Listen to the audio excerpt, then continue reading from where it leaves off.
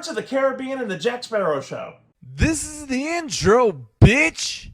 So just watch my shit. And that's what I'm talking about today, Pirates of the Caribbean on Stranger Tides. This is the last review I am doing to finish out my Pirates of the Caribbean series review. I reviewed Dead Men Tell No Tales when that came out, and I just forgot how shitty that movie actually is. I also watched my old review of that movie before starting to film this one, and it is still good enough for me to say, yeah, go watch it. There's a link to it in the description if you give a fuck. Who's in this fucking movie? Before I tell you about that, let me tell you who's not in this movie. Will and Elizabeth are not in this movie whatsoever. Not even mentioned. That's fucked up! Of course, I just talked about it. This movie does star Johnny Depp as Captain Jack Motherfucking Sparrow. At this point, he has the role down. As I said in all my reviews before this, we all love Jack. Returning to his role as Captain Barbossa, but not exactly Captain, more Privateer Barbossa, is Jeffrey Rush. Again, Jeffrey Rush has so much fun with this fucking role. And when he turns into the old Captain Barbossa that we know and love at the end,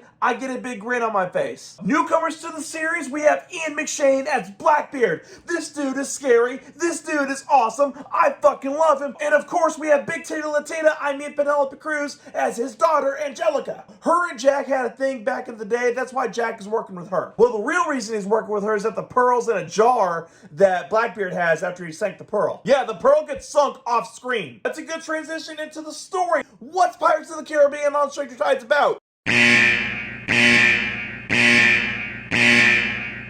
The story of this movie is a lot simpler than the other ones, thank fucking God. Jack discovers where the Fountain of Youth is, so of course, Barbossa tries to kidnap him, Jack gets away. Blackbeard kidnaps him, and he doesn't get away. How do you gain eternal life from the Fountain of Youth? They use the old legend of the Fountain of Youth, where you have to drink from two chalices. One has the tear of a mermaid, and one has just water from the fountain, and whoever drinks the one with the mermaid tear gets the life from the other. All the years they have lived, all the years they will live. Yes, I said mermaids. Speaking of mermaids, they are fucking scary in here.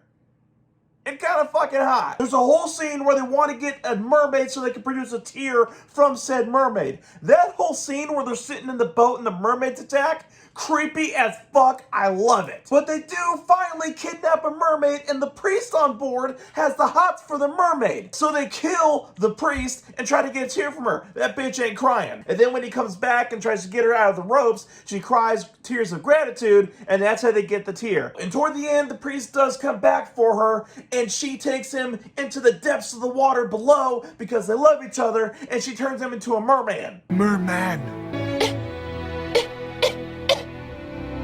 Merman! It all convenes at the Fountain of Youth, where the Spaniards show up, the English show up, the Barbossas show up, the Blackbeards show up, the Jacks show up. Everyone's there! And before the battle even starts, there's one really funny scene with a Spaniard. Put the clip up. This land is hereby forever claimed in the glorious name of His Majesty, King George.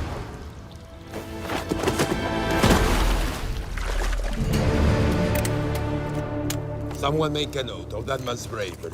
In the climax of this fight, Barbossa slashes at Blackbeard with a poison blade because he wants revenge for taking the pearl down and also taking his fucking leg. And Angelica picks up the blade, accidentally gets slashed, so they're both poisoned. Then Jack takes the chalices to the fountain, fills them both up, and puts the tear in one of them, and Blackbeard, like an asshole, just drinks the one with the tear, and then Angelica drinks the other one, but Jack actually tricked him and flipped it around to where now Blackbeard's gonna die, and Angelica's gonna get all the life. Speaking of that scene where Blackbeard is fucking dying, when the water swirls around him and shreds his skin and muscle off him, it's fucking awesome. There's this really cool scene where his hand like comes out of the water and comes towards you.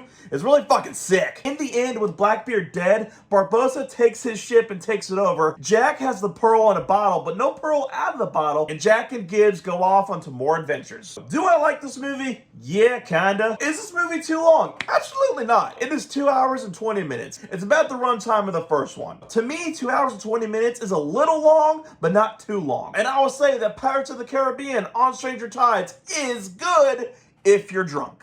Yeah, now it's a party.